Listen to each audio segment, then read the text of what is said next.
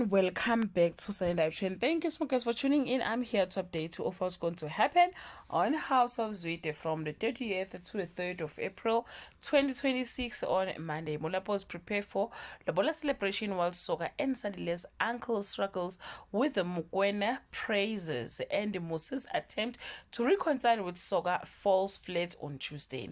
At the Lobola, Mulefe confront Musa for exploiting family secrets, warning he will never be trusted again and justifying Soga's choice of Sandile as best man on Wednesday. Mampo hesitates about Musa managing the wedding drinks and speech, but relents for Soga's sake. Her mood shift with news of Magomeda's arrival on Thursday. The gossip scandal explodes, leaving Palesa trapped in her apartment as a journalist warms outside while online hate spiraled out of control on Friday.